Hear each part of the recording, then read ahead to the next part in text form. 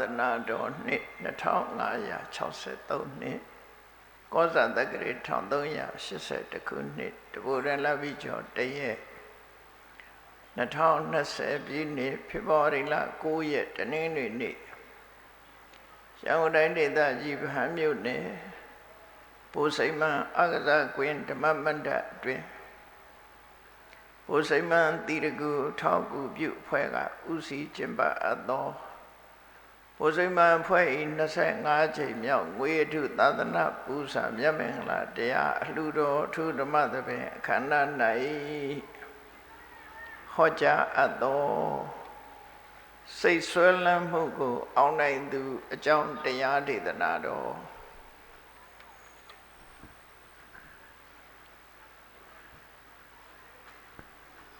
ရသော်ဘုရားကဘုရားဗဒဝင်သူတော်စင်တွေကိုစိတ်ကိုဗဟိုပြုပြီးတော့ဆုံးမဩဝါဒတွေပေးခဲ့တာဖြစ်တယ်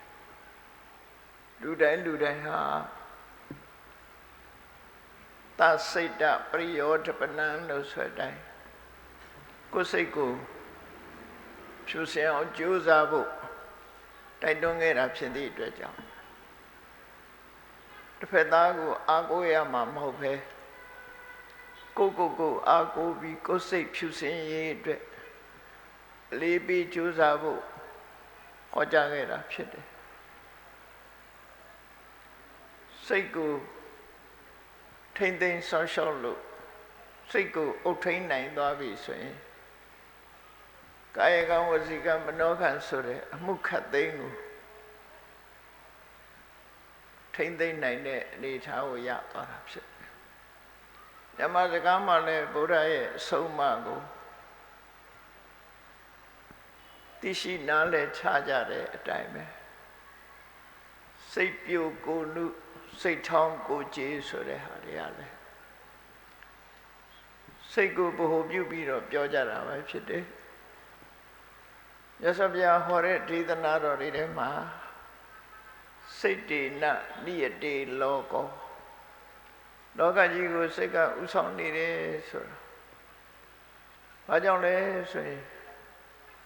အခုလိုတရားဝဲကြီးကျင့်ပါမယ်ဆိုတာလေစိတ်ကူးကနေပြီးတော့စတင်ဖြစ်ပေါ်တာပဲဖြစ်တယ်တရားနာသွားဦးမယ်ဆိုတာလေစိတ်ကူးကနေစတင်ဖြစ်ပေါ်အဲ့တော့ယာယဟာမနောပုပ္ပင်ကမဓမ္မလို့ဆိုတဲ့အတိုင်းသဘာဝတရားအလုံးလို့စိတ်ကနေဥဆောင်နေတဲ့အနေအထားမျိုးရှိတယ်ဆိုတာဘုရားဗဒဝင်သူတော်စင်များအလုံးတတိပြုမိတာဖြစ်တယ်အဲ့ဒီတော့အရေးကြီးဆုံးကဘာလဲဆိုရင်ကိုယ်စိတ်ကိုဖြူစင်အောင်ထားနိုင်မှုဟာအရေးကြီးဆုံးပဲ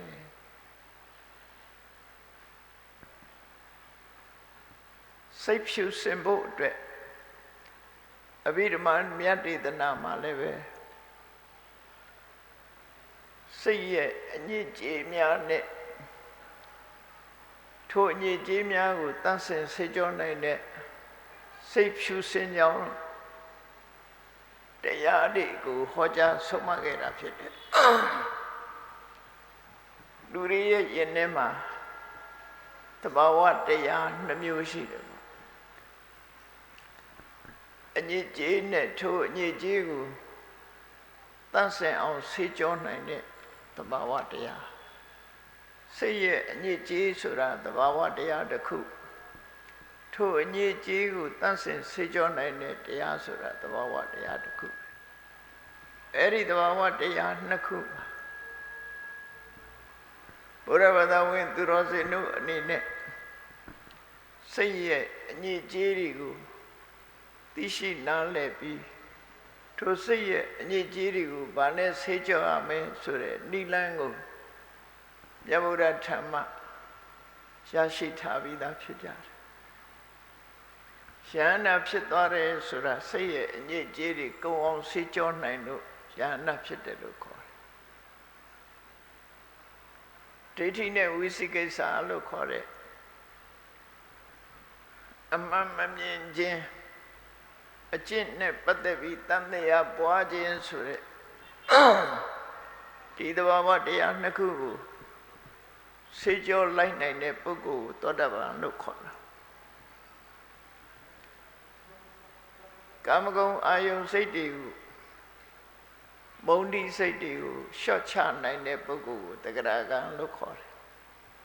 ကာမဂုဏ်အာယုန်စိတ်တွေကိုလုံးဝဖယ်ရှားမုန်းတိတဲ့စိတ်ကိုလုံးဝဖယ်ရှားနိုင်တဲ့အနေအထားရှိတဲ့ပုဂ္ဂိုလ်မျိုးကိုနာဂံလို့ခေါ်ပြီးစိတ်ရဲ့အညစ်အကြေးမှန်သမျှစေကြောတန့်စင်ရမှာပြည့်ပြည့်စုံသွားတဲ့ပုဂ္ဂိုလ်ကိုယဟန္တာလို့ခေါ်တာဒါကြောင့်မို့မိမိတို့ရဲ့စိတ်ရဲ့ဖြူစင်မှုမဖြူစင်မှုဆိုတာတွေကိုအလေးနဲ့ထားပြီးတော့ဆင်ញင်သင်သားခြင်းဖြင့်မြတ်ဗုဒ္ဓလမ်းပြတော်မူခဲ့တဲ့အတိုင်းနိဗ္ဗာန်ခရီးရောက်အောင်ရှောက်လှမ်းကြရမှာဖြစ်တယ်ဘုရားဘာသာဝင်နေနဲ့နောက်ဆုံးနိဗ္ဗာန်လမ်းကြောင်းကိုရှောက်ပြီးဆိုတဲ့အခါစိတ်ဖြစ်စေမှုအခြေခံနေပြီးတော့ကာယကံဖြူစင်မှုဝစီကံဖြူစင်မှုဆိုတာကစပြီးနောက်ဆုံးစိတ်ဖြူစင်မှုဆိုတဲ့အနေအထားမျိုးရောက်အောင်မိမိတို့ကိုယ်တိုင်လေ့ကျင့်ပြီးတော့ယူရမှာဖြစ်တယ်လူသဘာဝကိုလေးလာကြည့်လို့ရှိရင်စိတ်ဆွဲလန်းမှုဆိုတာတွေဟာစိတ်ကိုညှဉ်းနှွမ်းသွားစေတဲ့အနေအထားမျိုးရောက်စေတာပဲဖြစ်တယ်အဲ့ဒီစိတ်ဆွဲလန်းမှုတွေကိုထိန်းချုပ်နိုင်စွမ်းမရှိဘူးအဆွဲလန်းတွေပျောက်အောင်မလုပ်နိုင်ဘူးဆိုလို့ရှိရင်ကိုဟာအရှုံးပေးရမယ့်ဘဝမျိုးရောက်တော့မှာဖြစ်တယ်ဒါကြောင့်မို့ဒီကနေ့သာဓကတိတနာမှာလာတဲ့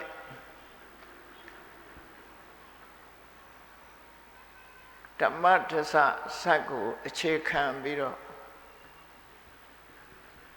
စိတ်ဆွဲလန်းမှုကိုဘယ်လိုလုပ်ရင်အောင်နိုင်တယ်ဆိုတဲ့နိလန်းလေးတွေကိုမှတ်သားကြဖို့လိုအပ်တယ်ပေါ့အဓိကထားပြောမဲ့စိတ်ဆွဲလန်းမှုကဘာတွေလဲလို့ဆိုရင်နံပါတ်1ကမနာလိုဝန်တိုးခြင်းလို့ဆိုတဲ့အိတ်တာလူလောကမှာလူအတိုင်းဝိုင်းမှာဒုက္ခအပေးဆုံးအရာဖြစ်တယ်ကိုယ်ရဲ့တာသွားလို့ရှိရင်မနာလိုမရှုစိတ်ဖြစ်တယ်လူချင်းချင်းမုဒိတာမပွားနိုင်ဘူးအောင်မြင်သွားတဲ့ပုဂ္ဂိုလ်အပေါ်မှာ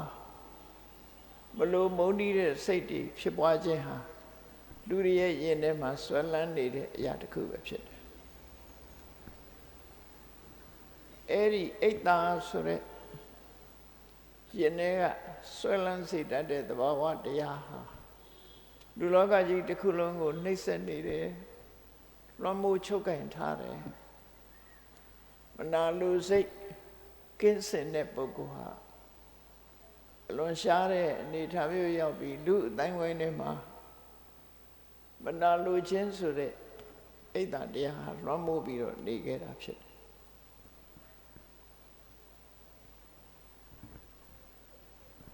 နောက်ဒုတိယလွှမ်းမိုးနေတာဘာလို့ဆိုလူတွေမှာဆွဲလန်းတဲ့အရာတစ်ခုကတော့မူရစ်စေတတ်တဲ့အရာနဲ့ပတ်သက်ရင်လည်းလူတွေရဲ့စိတ်ဆွဲလန်းမှုဟာပြင်းထန်တယ်လို့အယက်သေးစားနဲ့ပတ်သက်ရင်လည်းဆွဲလန်းတယ်မူရစ်မှုနဲ့လည်းပတ်သက်ပြီးတော့ဆွဲလန်းတယ်အဲ့ဒီစိတ်ဆွဲလန်းမှုဟာလည်းပဲလူလောကကြီးတစ်ခုလုံးကိုဖျက်ဆီးနေတယ်လို့ဖြစ်နေပါနိုင်ငံတနိုင်ငံလူမျိုးတစ်မျိုးဟာမူရစ်စေရတဲ့အရာကဖျက်ဆီးလိုက်လို့ရှိရင်ဘဝမှာအောက်တန်းနောက်တန်းကျသွားတဲ့အနေအထားမျိုးထိအောင်ရောက်လို့ထိုမူရစ်မှုကိုကြီးကျယ်တာစီဖြိုဖျက်ပြီးတော့နေကြရတာဖြစ်တယ်ကိုမိသားစုတွေမှာမူရစ်စေဝါအယက်သေးစားတောက်စားဆွဲလန်းနေတဲ့သာသမီရှိလို့ရှိရင်မိသားစုတွေစိတ်ညစ်ကြ မကောင်းတဲ့အခြေအနေတွေနဲ့တွေ့ရတယ်အဲ့ဒီစိတ်ဆွဲလန်းမှုကလည်းပဲမူရစေဝါဆွဲတဲ့စိတ်ဆွမ်းမှုကိုလည်းပဲအောင်နိုင်မှုရအလွန်ခဲရင်တဲ့အရာတစ်ခုဖြစ်တယ်ပေါ့မူရမှုကိုအကြောင်းပြုပြီးတော့ဖြစ်ပေါ်လာတဲ့ပြဿနာတွေကလည်းအလွန်ပဲကြီးမားတယ်နိုင်ငံတိုင်းနိုင်ငံတွေလို့ဝိစေဝနဲ့ပတ်သက်ပြီးထိန်းချုပ်နိုင်စွာမရှိသည့်အတွက်ကြောင့်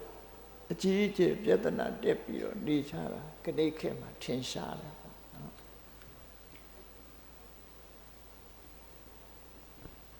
အဲ့တော့ဒီစိတ်ဆွဲလန်းမှုကိုလည်းပဲကျော်လွှားနိုင်ဖို့မြတ်ဗုဒ္ဓရဲ့အဆုံးအမနဲ့ညီကြိုးစားအထောက်အပံ့ဖြစ်တယ်နောက်တစ်ခုဆွဲလန်းမှုလူတိုင်းမှာမတော်လှန်နိုင်တဲ့ဆွဲလန်းမှုကဘာလို့ဆိုချစ်ခင်ခြင်းနဲ့မုန်းတီးခြင်းပဲဖြစ်တယ်ချစ်ချင်းမုန်းခြင်းဆိုတာလည်းပဲလူရဲ့ရင်ထဲမှာဆွဲနေတဲ့အရာဖြစ်တယ်အဲ့ဒီချစ်ချင်းမုန်းခြင်းဆိုတာကိုမတော်လှန်နိုင်ဘူးဒီအဆွဲလန်းကိုမဖြောက်နိုင်ဘူးဆိုရင်ဘဝမှာကြာဆုံးမှုနဲ့ကြုံတွေ့နိုင်တယ်ဒီကနေ့ခေတ်အဂတိလိုက်စားရဲဆိုတာချစ်ချင်းကြောင့်တစ်မျိုးမုန်းခြင်းကြောင့်တစ်ဖုံးလူလောကမှာမမျှတမှုတွေဖြစ်ခြင်းဟာချစ်ချင်းမုန်းခြင်းကိုအခြေခံတာပဲဖြစ်တယ်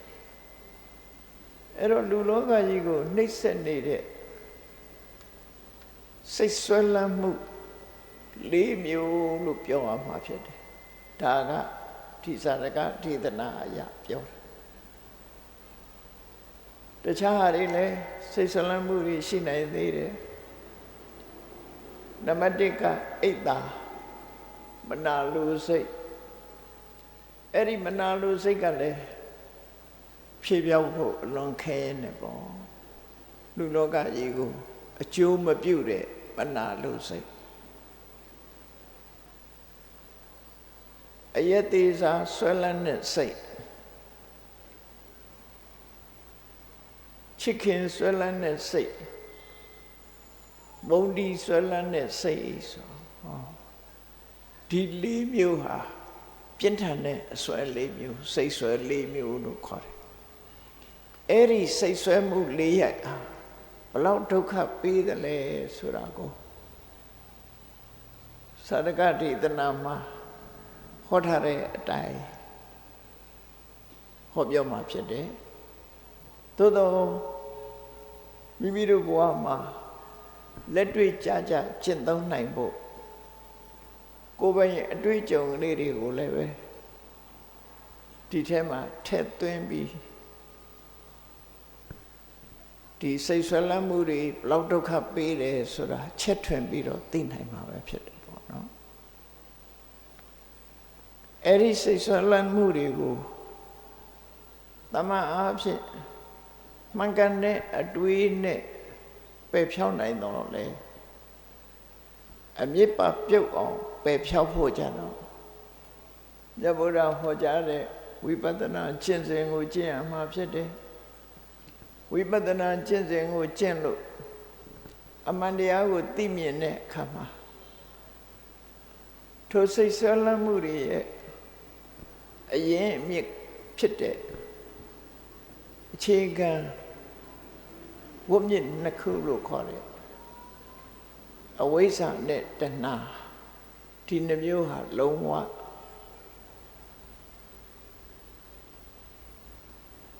ကင်းလွတ်သွားမှာအဝိဇ္ဇာကိုလည်းဖယ်နိုင်တယ်တဏှာကိုလည်းဖယ်နိုင်တယ်ဝိမြင့်နှစ်ခုစလုံးကိုဖယ်ရှားလိုက်နိုင်ပြီဆိုရင်အခုပြောတဲ့စိတ်ဆွဲလန်းမှုတွေဟာလုံးဝပျောက်ကင်းသွားမှာဖြစ်တယ်ပေါ့ဒါဟာမြတ်ဗုဒ္ဓပွင့်တော်မူတဲ့အခါမှာရနိုင်တဲ့အခွင့်အလမ်းကြီးပဲဖြစ်တယ်ဝိပဿနာတရားဟာဘယ်ဘာသာကမှမဟောနိုင်တဲ့တရားဖြစ်တယ်ဒါမြတ်စွာဘုရားကိုယ်တိုင်မိန့်ကြားခဲ့တဲ့မဟာပရိနိဗ္ဗာန်သုတ်မှာသုဘဒ္ဓပရပိုက်ကြီးရဲ့အမေနဲ့ပတ်သက်ပြီးမြတ်စွာဘုရားကတိတိပပမိန့်ကြားခဲ့ဖြစ်တယ် ရသော်ဘုရားရဲ့ဘဝ52နှစ်ကာလအတွင်းမှာဝိပဿနာတရားကိုအပြည့်အစုံမပြောနဲ့တစိတ်တသေးသာတောင်ဟောပြောနိုင်တဲ့ပုဂ္ဂိုလ်တခြားဘာသာမှာမရှိဘူးလို့52နှစ်ဆိုဒီမှာတောထွက်ပြီးတရားကျင့်တာက6နှစ်ဖျားဖြစ်ပြီးတရားဓမ္မလှည့်လည်ဟောပြောတာက45နှစ်ပေါင်းလိုက်တဲ့အခါ52နှစ်အဲ့ဒီ52နှစ်ဓမ္မကျင့်သုံးတဲ့ခေတ်အတွင်းမှာဝိပဿနာတရားကိုတစိတ်တသေးသားလေးတောင်ဟောပြောနိုင်တဲ့ပုဂ္ဂိုလ်ဖြစ်ဘူးဝိပဿနာတရားဆိုတာဘယ်လမ်းကြောင်းကသွားတာတုံးဆိုရင်မဂ္ဂင်၈ပါးလို့ဆိုတဲ့မှန်ကန်တဲ့လမ်းကြောင်းကသွားတာဖြစ်တယ်အမှန်၈ချက်နဲ့သွားရမှာပဲအမှန်မြင်ခြင်းအမှန်တွေးတောခြင်းမှန်တွေးတောတဲ့အတိုင်းမှန်တာကိုသာပြောခြင်းမှန်တာကိုသာလုပ်ခြင်းအသက်မွေးမှုမှန်ကန်ခြင်းကြိုးစားအထောက်မှုမှန်ကန်ခြင်းအာယုစူးစိုက်မှုမှန်ကန်ခြင်းနဲ့စိတ်တည်ငြိမ်မှုမှန်ကန်ခြင်းလို့ဆိုတဲ့အမှန်အကန်၈ချက်နဲ့ဝိပဿနာလမ်းစဉ်ကိုချမှတ်ပြီးထိုဝိပဿနာလမ်းကြောင်းကနေသွားတဲ့အခါမှာပြည့်စုံတဲ့အမှန်၈ချက်သည်တစ်ချက်တည်းကဲ့သို့ဖြစ်သွားပြီးမက္ခဆိုတဲ့နာမည်နဲ့စိတ်ဆွဲလန်းမှုတွေအားလုံးကိုဖယ်ရှားပြစ်နိုင်တာပဲဖြစ်တယ်။ဒါကြောင့်ဒီစိတ်ဆွဲလန်းမှုတွေဟာလူလောကမှာဘလောက်ဒုက္ခပေးတယ်လဲဆိုတာလေးကို50မှာပါရှိတဲ့အတိုင်းမတန်နိုင်ရချဖို့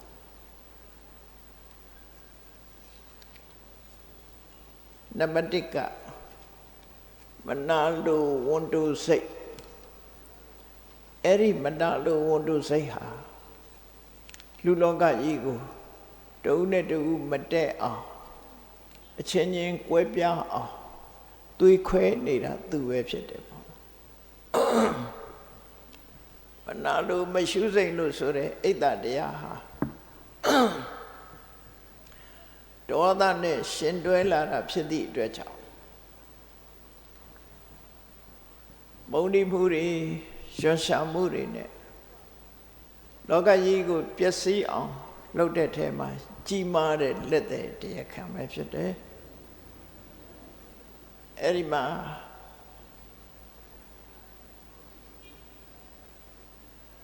မနာလိုဝန်တိုခြင်းလို့ဆိုတဲ့အိတ်တာမနာလိုဝန်တိုစိတ်ဆွဲကြုံတွေးခဲ့ရတဲ့ပုဂ္ဂိုလ်တို့ရဲ့ဘဝဇာတ်လမ်းကိုပြန်ပြီးတော့ပြောထားတာသူကဘာတော့ဆိုမနာလိုဝန်တိုမှုဖြစ်เสียရတဲ့အကြောင်းမျိုးစုံရှိတဲ့ထဲမှာဒီနေရာမှာအဖြစ်များတဲ့သူ့ဘဝအတွေ့အကြုံကိုပြောမှာဖြစ်တယ်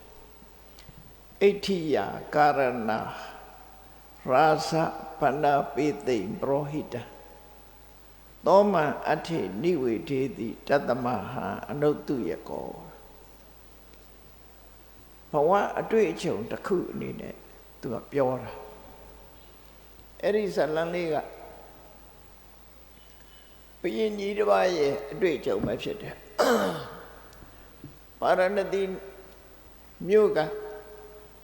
ဘုရင်ကြီးတစ်ပါးဟာချုံပေါ်လှပတဲ့အက္ခမေဟတိဒေဝီမိဖုရားကိုမြောက်စားပြီးမောင်မမိတ်တန်ထောင်ချီရှိတဲ့ထဲကထိုမိဖုရားကြီးကိုဥစားပေးခဲ့တယ်မိဖုရားကြီးကဘုရင်ကြီးကိုအခွင့်အရေးတစ်ခုတောင်းတယ်ဘုရင်ကြီးကအဆုပေးတဲ့အခါမှာသူကအခွင့်အရေးတစ်ခုတောင်းတယ်ဘာတောင်းလို့ဆိုရင်သူမှတပါဘယ်အမျိုးသမီးနဲ့မှမပတ်သက်ရဘူးဆိုဆိုတောင်းတယ်နော်ဘုရင်ကြီးကအစပထမတော့ညင်းတယ်ပြောပါများတဲ့အခါကျတော့သူ့ရဲ့စိတ်ဓာတ်ပြောကြမှုနဲ့လိုက်လျောလိုက်တယ်ပေါ့အဲ့ဒီလိုက်လျောလိုက်တဲ့ မိဖုရားကြီးဟာသူ့ပေါ်သစ္စာရှိလားဆိုတာကြည့်ဒီမိဖုရားကြီးပေါ်မှာသူဟာမနာလို့ဝန်တို့စိတ်တွေအများကြီးဖြစ်ခဲ့တယ်ဖြစ်ပြပုံဇာလံကတော့ဘာတော့ဆိုတိုင်းပြည်မှာစီရေးကိစ္စရှိလို့ဘုရင်ကြီးကစစ်ထွက်မယ်စစ်ထွက်တဲ့အခါမှာမိဖုရားကြီးကသူ့ဘာအတူလိုက်ဖို့တောင်းဆိုတယ်သို့တော့ဘုရင်ကြီးကစီရေးစရာဆိုတာအသက်ကိုအနံ့ပြီးတော့ရင်ကိုမြေကရုံးလုပ်ပြီးသွားရတဲ့ကိစ္စမျိုးဆိုမျိုးသမီးတွေမလိုက်သင့်ဘူးဒါကြောင့်ဘုရင်ကြီးကမလိုက်ဖို့နားချတဲ့အခါမိဖုရားကြီးကတောင်းဆိုပြန်တော့ဒီလိုဆိုရင်နေ့စဉ်သူ့နဲ့ဆက်သွယ်မပြတ်ဖို့ခုခေတ်ဆိုရင်တော့တယ်လီဖုန်းဆက်လို့ရတာပေါ့အဲ့ဒီခေတ်ကတော့တမန်လွှတ်ရမှာဖြစ်တယ်လူတယောက်စိတ်လွှတ်မှာဖြစ်တယ်သတင်းစကားပြောဖို့ရအတွက်ဘယ်စခန်းရောက်ပြီးဘာတွေလုပ်တယ်ဒုက္ခဒုက္ခအောင်မြင်မှုဆုံးရှုံးမှုဆိုတာဒီရှေ့တန်းထွက်တဲ့အခါမှာဒီသတင်းကိုသူနေတိုင်းရခြင်းနဲ့ဆိုဘုရင်ကြီးကစခန်းတစ်ထောက်ရောက်တိုင်းလူတယောက်လွတ်တယ်မိဖုရားကြီးစီလွတ်ရတယ်အသွားမှာ36စခန်း36ယောက်ကိုလွတ်လိုက်တယ်ထို့တူပဲအပြန်မှာလည်းပဲ32စခန်း32အပြန်မှာလည်း32ယောက်ကိုလွတ်တယ်အသွားမှာလည်း32ယောက်ကိုလွတ်တယ်အလုံး64ယောက်မိဖုရားရှိစီတမန်လွှတ်ရတည်င်းပြောဖို့အတွက်တမန်လွှတ်ရနောက်ဆုံးဘုရင်ကြီးကအောင်မွေးရလို့တိုင်းတော်ပြည်တော်ပြန်လာတဲ့အခါမှာအာကိုယုံကြည်ရတဲ့ပရောဟိတ်ကြီးကိုဘုရင်ဆိုတာအခမ်းအနားနဲ့အောင်မွေးရလာတဲ့အခါမှာမြို့ကိုအခမ်းအနားနဲ့ဝင်ရမှဖြစ်သည့်အတွက်ကြောင့်ပြင်ပမှာဒီတိခက်တဲနန်းလို့ခေါ်တဲ့ယာယီဆန္နန်းဆောက်ပြီးတော့ခန်းချမိဖုရားရှိစီသတင်းပို့ဖို့အဲ့ဒီချိန်မှာပရောဟိတ်ပုံနာရုပ်ရည်ဆင်းကအလွန်လှပတဲ့ပရောဟိတ်ပုံနာကြီးမိဖုရားရှိစီသတင်းပို့ဖို့စီမံလုပ်ဖို့လွှတ်လိုက်တယ်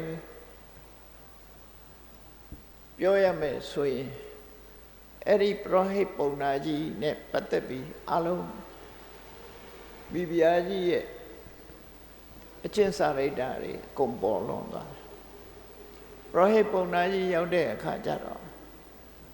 မိဖုရားကြီးကပရောဟိတ်ပုံနာကိုကြည့်ပြီးတော့သူနဲ့ပျော်ပါဖို့တောင်းဆိုတယ်ပရောဟိတ်ပုံနာကဒီကိစ္စမျိုးသူဘယ်တော့မှမလုပ်ဘူးသူသိခါသူထိန်းတယ်မလုပ်ပြရစေနဲ့တဏ္ဍန်တောင်းမှမရတဲ့အခါမှာနောက်ဆုံးမိဖုရားကြီးကအကောက်ကြံပရောဟိတ်ပုံနာကိုတေချောင်းကြံတေချောင်းကြံပြီးဘုရင်ကြီးရောက်လာတဲ့အခါမှာတဏ္ဍဥတင်တယ်ပေါ့ပရောဟိတ်ပုံနာကသူ့ကိုစော်ကားပါတယ်ဆိုတဲ့လီဆယ်ပြီးတိုင်တန်းမှုလုပ်တယ်အဲ့ဒီမှာဒီချိန်မှာဘုရင်ကြီးရဲ့ဝန်တိုစိတ်တွေပြင်းထန်ချက်ချင်းပေါက်ကွဲလာဒီဝန်တိုစိတ်ဆိုတာအဲ့ဒါနော်သူမိဖုရားကြီးကိုစော်ကားတယ်လို့လည်းသိလိုက်ရောဘုရင်ကြီးရဲ့ဝန်တိုစိတ်ဟာအလုံးကိုပြင်းထန်ချက်ချင်းပရောဟိတ်ပုံနာကိုဖမ်းဖို့အမိန့်ပေးတယ်ဖမ်းပြီးတော့သေဒဏ်ချမှတ်လိုက်တယ်သို့သောပရောဟိတ်ပုံနာကြီးကအသိပညာထက်မြက်တဲ့ပုဂ္ဂိုလ်ဖြစ်တော့ဖန်ဆီးပြီးတတ်မဲ့မေမှုတန်းတွေကိုအကျိုးအကြောင်းပြောပြတယ်ဘုရင်ကြီးနဲ့ပတ်သက်တဲ့ကိစ္စတွေငါစီမံနေတာဖြစ်တော့ ဘုရင်ကြီးထားတဲ့ပစ္စည်းဥစ္စာတွေမြုပ်နှံထားတဲ့ငွေကြေးဒနာတွေအဲ့ဒါတွေကိုငါဘုရင်ကြီးကိုပြောခဲ့မှဖြစ်မယ်ငါသိတာအရေးမကြီးဘူးငါမပြောခဲ့လို့ရှိရင်တိုင်းပြည်အတွက်ဆုံးရှုံးနေမယ်အဲ့ဒါကြောင့်ဘုရင်ကြီးနဲ့ငါ့ကိုတွေ့ခွင့်ပေးပြီးတော့မှငါ့ကိုဘုရင်အမိန့်တိုင်းတတ်ဖို့ဆိုတော့အဲ့ဒါကိုလက်ခံပြီးဘုရင်ကြီးစီရောက်သွားတဲ့အခါဘုရင်ကြီးကပရောဟိတ်ပုံနာကြီးလည်းမြင်လိုက်ရောဘာကြောင့်ဒီလိုရုံးမာတဲ့အလုပ်တွေလုပ်ရတာလဲလို့မေးတဲ့အခါမှာအဲ့ဒီမှာပရောဟိတ်ပုံနာဘုရင်ကြီးကိုလျှောက်ထားတယ်ကျွန်တော်မျိုးဟာတုတ္တိယလို့ခေါ်တဲ့ပုံနာမျိုးကလာတဲ့ပုဂ္ဂိုလ်ပါသူများအသက်တတ်ခြင်းကလည်းရှောင်ကျင်ပါတယ်သူများဥစ္စာမတရားယူခြင်းကလည်းရှောင်ကျင်ပါတယ်သူတော်ဘာတမယာပြစ်မှားခြင်းကလည်းလုံးဝရှောင်ကျင်တယ်လိမ်ပြောတယ်ဆိုတာလည်းဘယ်အခါမှမလုပ်ဘူးအယက်သေးစာတောက်စားခြင်းလည်းပဲကင်းတယ်ဘယ်သောခါမှမဟုတ်တဲ့အလုပ်ကိုသူမလုပ်တာမှန်ပါတယ်တကယ်လုပ်တာကတော့သင်မင်းကြီးကနေပြီးတော့အသွားပြန်လွတ်လိုက်တဲ့64ယောက်သောတမန်တော်တွေနဲ့ဟောရိမိဘုရားကြီးကဖောက်ပြန်ခဲ့တာဒါသာလင်းဖြစ်ပါတယ်မယုံလို့ရှိရင်ဆင့်ခေါ်ပြီးတော့စစ်မေးပါဟောအဲ့ဒီဆင့်ခေါ်ပြီးစစ်မေးတဲ့အခါမှာဒီအမှုကပေါ်သွားတယ်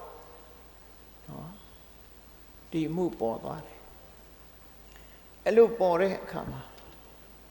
ဒီပရောဟိတ်ပုံနာကြီးကဘုရင်ကြီးကိုနာချတယ်ရှင်မင်းကြီးဘယ်သူကမှအပြစ်မတင်ပါနဲ့ဒီလိုပဲလောကမှာ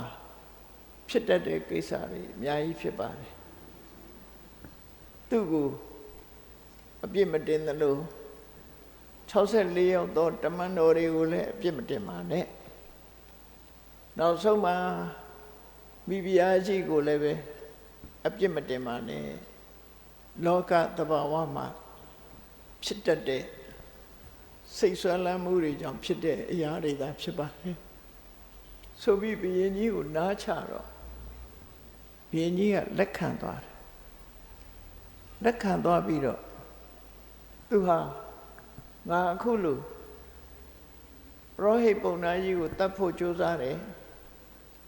64ယောက်သောလူတွေကိုတတ်ဖို့ကြိုးစားတယ်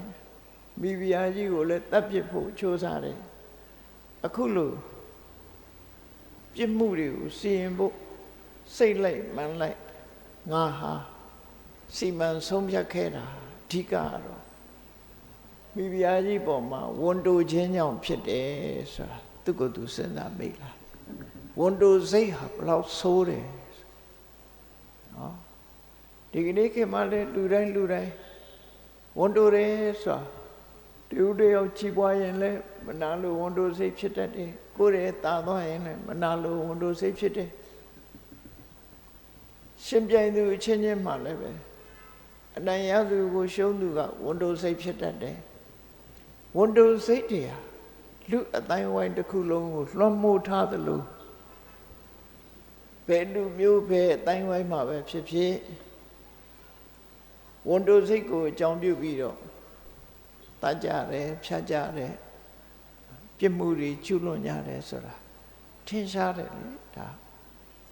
တူနဲ့တူမတည့်ကြတာတို့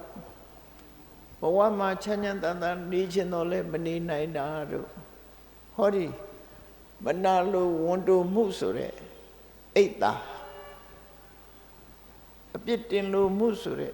ဒီသဘာဝတရားဟာလူလောကကြီးတစ်ခုလုံးကိုရုပ်ပြက်ဆင်းရဲဖြစ်အောင်လောကကြီးရဲ့လူသားတွေရဲ့ငြိမ်းချမ်းမှုကိုဖျက်ဆီးနေတဲ့တရားသာဖြစ်တယ်ဘုရင်ကြီးကအလေးနဲ့ထားပြီးတော့စဉ်းစားတယ်စဉ်းစားပြီးတဲ့အခါမှာဒီကိစ္စအခုလိုဖြစ်ခြင်းသည်မနာလိုဝန်တိုခြင်းကြောင့်ဖြစ်တာဖြစ်လို့တဲ့ဒီကနေ့ဒီအချိန်ကစပြီးတော့အရတ္တဖို့ယန္နာဖြစ်သူမရောက်မချင်းတဲ့ကိလေသာကိုအကြောင်းပြုပြီးဖြစ်တဲ့ဟ ဟောဒီဝန်တုစိတ်ဟာငါတဏ္ဍာမှာဘယ်တော့မှမဖြစ်ပါစေနဲ့လို့ဆုံးဖြတ်ချက်ချတယ်ဒိဋ္ဌာဒါဟာဖယ်ရှားခြင်းတစ်မျိုးပဲနော်ငါမှဝန်တုစိတ်ဆိုတာဘယ်တော့မှမဖြစ်စေရဘူးဒီဝန်တုစိတ်မဖြစ်အောင်အခုချိန်ကနေစပြီးတော့ဝန်တုစိတ်ကိုသူ့ရင်ထဲကထုတ်ပြစ်မယ်ဘယ်ဘဝမှာဝန်တုစိတ်ဆိုတာမလာစေရဘူးလို့တည်ငါအားဖြင့်ဝန်တယ်ငါစိတ်ကိုချိုးနိုင်ပြလိုက်တယ်တကယ်တော့ရှမ်းတာမဖြစ်သေးလို့ရှိရင်ဝန်တုစိတ်ကလောင်သို့တော့အိတ်တာဆိုတဲ့တရားကိုသောတပန်ဖြစ်ရင်ပဲဖယ်ရှားလို့ရသွားပြီသောတပန်ကအိတ်တာနဲ့မစ္စရိယကိုဖယ်ရှားတယ်လို့စာပေကျမ်းကမှာဆိုသောတပန်ဖြစ်ရင်ကိုပဲမနာလိုဝန်တုစိတ်ဟာဖယ်ရှားပြီးသားဖြစ်သွားတယ်သို့တော့သောတပန်မှာမနာလိုဝန်တုစိတ်နဲ့တွဲနေတဲ့ဒေါသဆိုတာကိုတော့မဖယ်ရှားနိုင်သေးဘူးအဲ့ဒီမနာလိုဝန်တုစိတ်ဟာလူတွေရဲ့အတိုင်းဝိုင်းကိုဖြည့်ဆည်းနေတဲ့လွှမ်းမိုးချုပ်ကင်နေတဲ့တရားစိုးအညစ်အကြေးမျိုးသာဖြစ်တယ်စိတ်ထဲမှာဖြေပြောက်ဖို့ခက်တယ်စိတ်ဆွဲလန်းမှုတစ်မျိုးပဲဖြစ်တယ်ဒါကြောင့်ဒီဗာရဏသီဘုရင်ကြီးဟာတတိနဲ့ပညာနဲ့ဒီနှစ်ခုကိုယ်မှာဖြစ်နေတဲ့အရာကိုအာယုံစိုက်တာကတတိ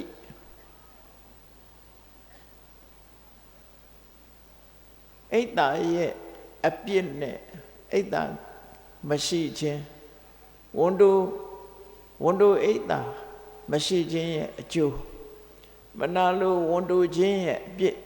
မနာလိုဝန်တုမှုကင်းခြင်းရဲ့အကျိုးဆင်ញင်သုံးသပ်ပြီးတော့အိတ်တာတရားဘယ်တော့မှမဖြစ်စေဘူးဆိုပြီးအဋိဋ္ဌံပြီးစိတ်ဆုံးဖြတ်တဲ့အခါမှာသူဟာနောက်ဘဝတစ်ခုရောက်လာတဲ့အခါမှာဘယ်တော့မှဝန်တုစိတ်သူ့မှာမဖြစ်တော့ဘူးဒါဒီဘဝတည်းမဟုတ်ဘူးနောက်ဘဝတစ်ခုရောက်တဲ့အခါမှာလည်းပဲသူ့ရဲ့မနာလိုဝန်တုစိတ်ဆိုတာမရှိတဲ့ပုဂ္ဂိုလ်အဖြစ်ကိုရောက်လာသူဟာစိတ်ဆွဲလန်းမှုတစ်ခုကိုအောင်နိုင်လိုက်တဲ့ပုဂ္ဂိုလ်တစ်ခုပဲဖြစ်တယ်ပေါ့နော်ဒါယဟန္တာဖြစ်ပြီးတော့ဖယ်ရှားနိုင်တာမဟုတ်ဘူးဆုံးဖြတ်ချက်တစ်ခုနဲ့ပဲသူမနာလိုဝန်တုစိတ်ကိုအောင်နိုင်လိုက်တဲ့ပုဂ္ဂိုလ်ဆိုဘုန်းကြီးတို့တွေလည်းကိုယ်စိတ်ကိုဆုံးမပြီးတော့မနာလိုဝန်တုစိတ်မျိုးငါမှမဖြစ်စေရဘူးမုရိဒာဆိုတဲ့တရားကိုအလေးနဲ့ထားပွားများအထုတ်ခြင်းဖြင့်ဖယ်ရှားပြရမှာပဲဖြစ်တယ်ဒီစိတ်ဆွဲလန်းမှုကိုဖယ်ရှားနိုင်မှုကြိုးရသော်ဘုရားရဲ့ဆုံးမတရားတော်တွေဆိုတာလက်တွေ့ကျင့်သုံးမှအကျိုးသက်ရောက်မှုဖြစ်တယ်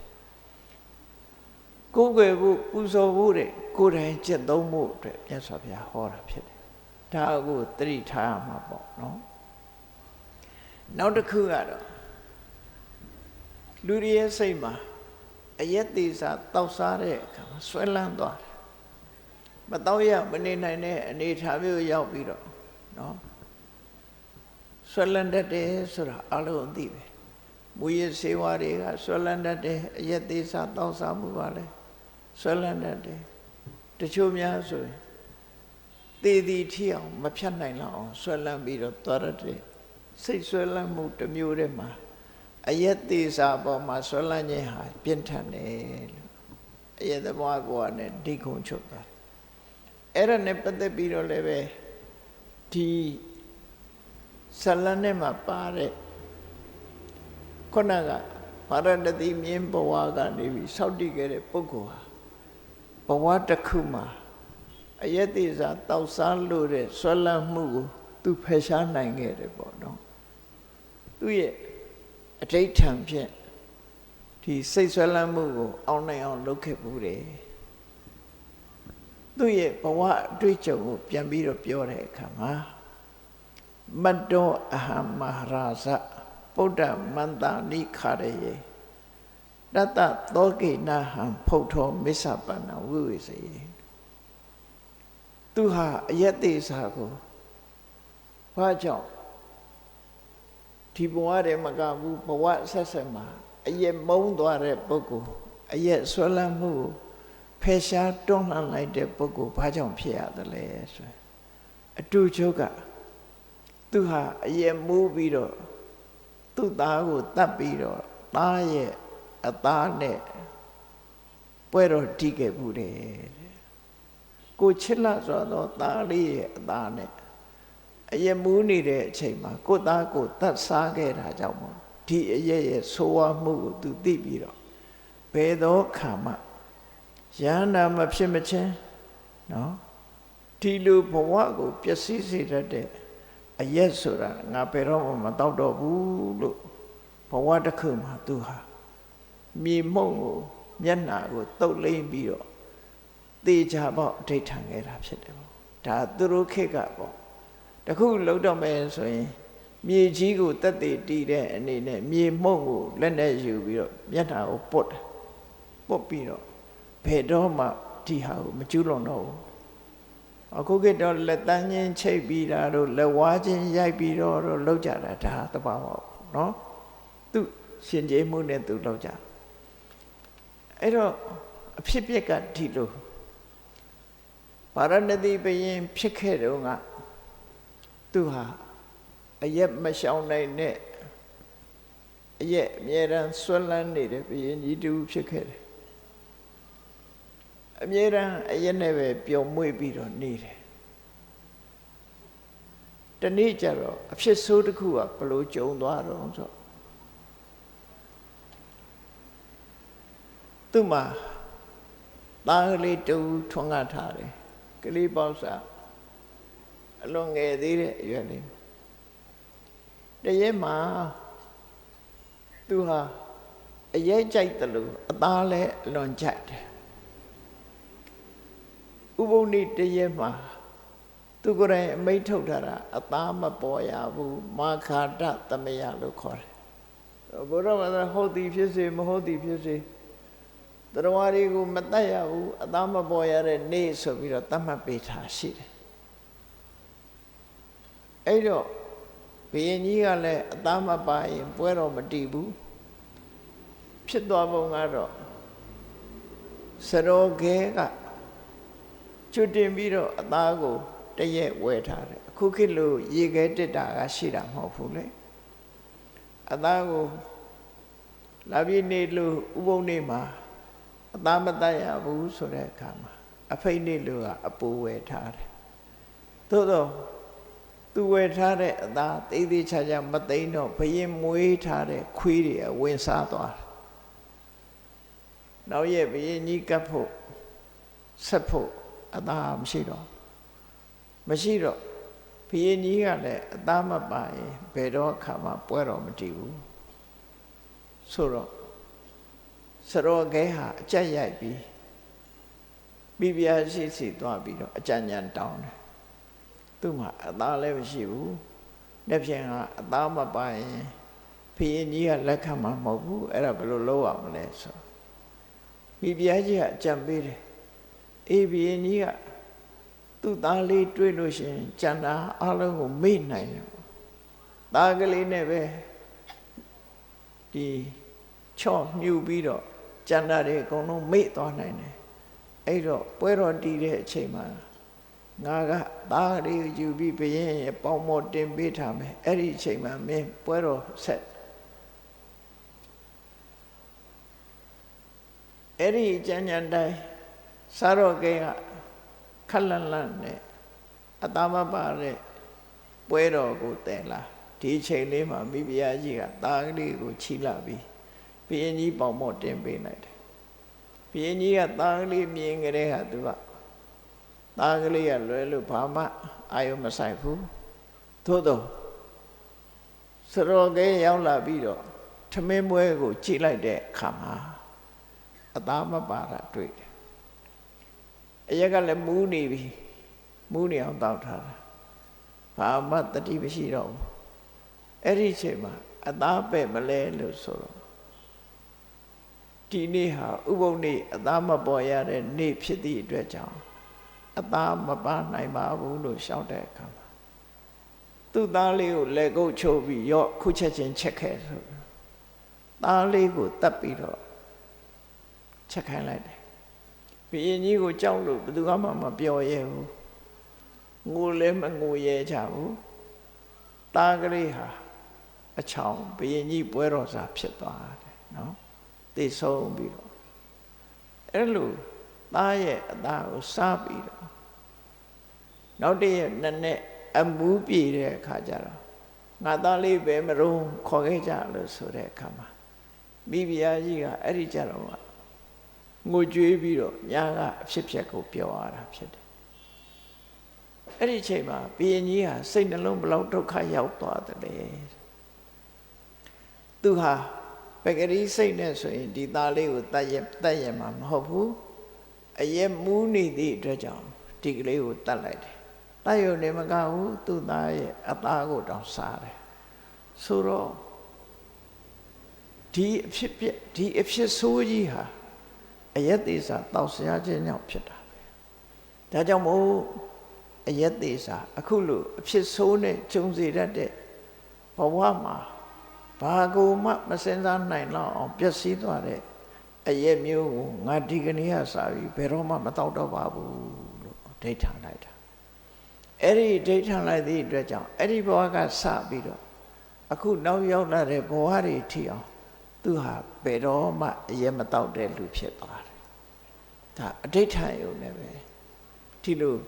စိတ်ဆွဲလမ်းမှုတစ်ခုအောင်မြင်ခဲ့တယ်ဒီစိတ်ဆွဲလမ်းမှုဆိုတာအလွန်ကြီးတာတချို့ဆိုကိုမစားပါနဲ့ကွန်းရဖြတ်ခိုင်းတာတော့မဖြတ်နိုင်ကြအောင်နော်အရက်မပြောနဲ့ကွန်းရလဲဆွဲရထားပဲလူတွေမှာအဲ့တော့စိတ်ဆွဲလမ်းမှုတွေဟာတစ်ခုနဲ့တစ်ခုတော့ဒုက္ခပေးတတ်တာတမျိုးမဟုတ်တမျိုးလူတွေကိုဒုက္ခပေးနိုင်အဲ့ဒီလိုအယက်သေးစာတောက်စားမှုကိုစိတ်ထက်ခိုင်ခိုင်မာမာနဲ့သူဟာ